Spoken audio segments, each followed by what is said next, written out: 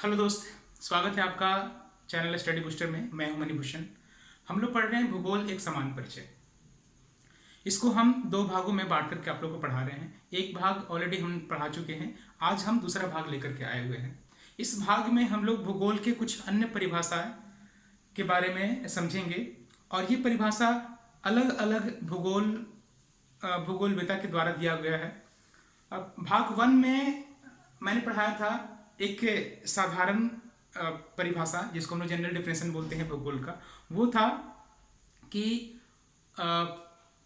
भूगोल में पृथ्वी के धरातल के बारे में और उसके प्राकृतिक विभागों जैसे कि पहाड़, महादेश, देश, नगर, नदी, समुद्र, झील आदि का वर्णन करता है।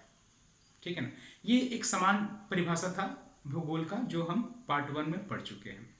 और भी कुछ परिभाषाएं हैं भूगोल का जो अलग अलग भूगोलवेता के द्वारा दिया गया है। आज हम लोग इस अध्याय 2 में पढ़ेंगे। तो शुरुआत करते हैं। सबसे पहला भूगोलवेता के बारे में उनका क्या कहना था, वो है आर्थर होम्स। आर्थर होम्स एक भूगोलवेता थे। इन्होंने बताया भूगोल में पृथ्वी के उस भाग का अध्ययन किया जाता है जो मानव के रहने का स्थान है। पृथ्वी पे सिर्फ उसी भाग को हम लोग भूगोल में अध्ययन करते हैं जो सिर्फ मानव का रहने का स्थान है। क्या ऐसा सही में है क्या? आप थोड़ा सा सोचिए। क्या हम लोग भूगोल में सिर्फ वैसे स्थानों के बारे में पढ़ते हैं जहाँ पे सिर्फ मानव रहते हैं? नहीं। हम लोग क्या वनस्पति जहाँ पे ग्रो होती है, जहाँ पे अन्य जानवर रहते हैं, क्या उसके बारे में हम लोग नहीं पढ़ते हैं? जहाँ पे मछलियाँ रहती हैं, क्या उसके बारे में हम लोग नहीं पढ़ते हैं?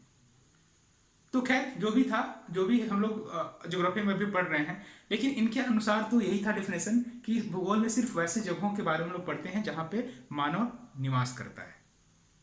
ठीक है, चलिए अगले भूगोलवेता थे वान रिchthofen। वान रिchthofen के द्वारा भूगोल का परिभाषा कुछ इस तरह से दिया गया है। भूगोल में पृथ्वी के विभिन्न क्षेत्रों का अध्ययन, भूगोल में पृथ्वी के विभिन्न क्षेत्रों का अध्ययन उनकी समग्र विशेषताओं के आधार पर किया जाता है। पृथ्वी तो बहुत विशाल है, इसमें काफी अलग अलग क्षेत्र हैं।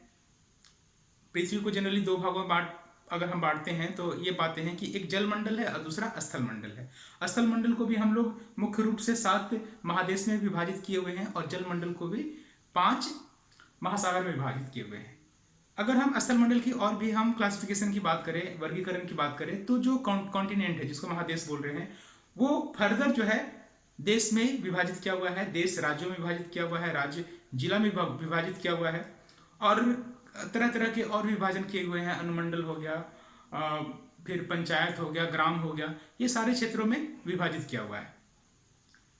तो इन्होंने बोला कि पृथ्वी के किसी भी एक पार्टिकुलर क्षेत्र को हम लेते हैं और उसका अध्ययन करते हैं, तो अध्ययन कुछ इस तरह से करेंगे कि ताकि उसका जितना भी विशेषताएं हैं उस पार्टिकुलर क्षेत्र का वो सभी शामिल हो जाए। ठीक है। अगला भूगोलवेता है कार्ल रीडर। ये कहते हैं भूगोल वह विज्ञान है जिसमें पृथ्वी को एक स्वतंत्र ग्रह के रूप में मान्यता देते हुए उसके समस्त लक्षणों, घटनाओं एवं उसके अंतर संबंध का अध्ययन किया जाता है।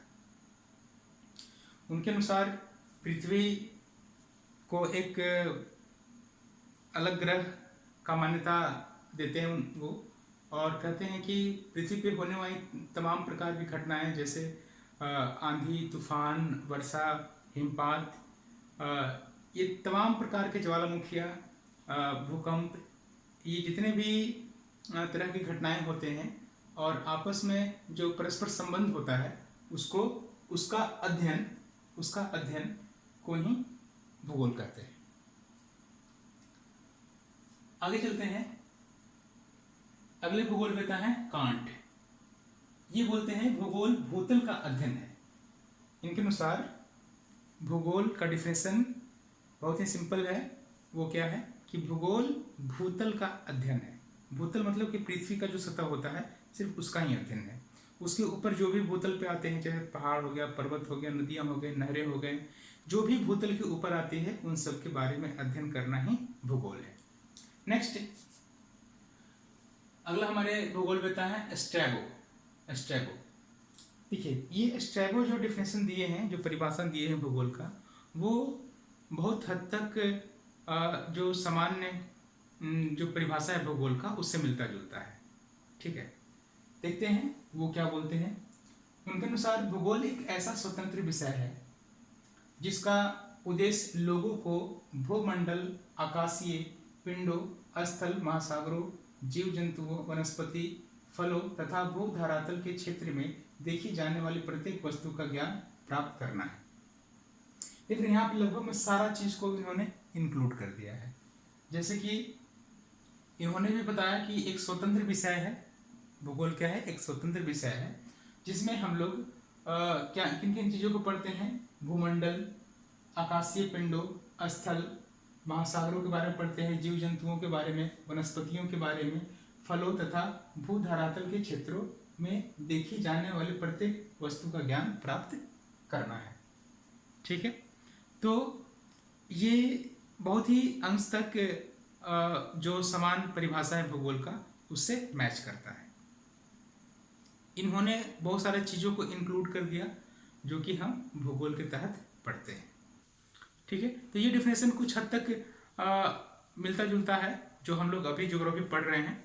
बाकी में आप अपने से कंक्लूजन निकाल सकते हैं क्या जो इनके माध्यम से परिभाषा दिया हुआ है, क्या वो आज हम जो भूगोल पढ़ रहे हैं उससे मैच करता है कि नहीं करता है। क्या सिर्फ उतना ही चीज़ों को हम लोग पढ़ रहे हैं जो इन्होंने अपनी परिभाषा में बताया है, या फिर उससे और एक्स्ट्रा चीज़ को हम लोग पढ़ रहे हैं।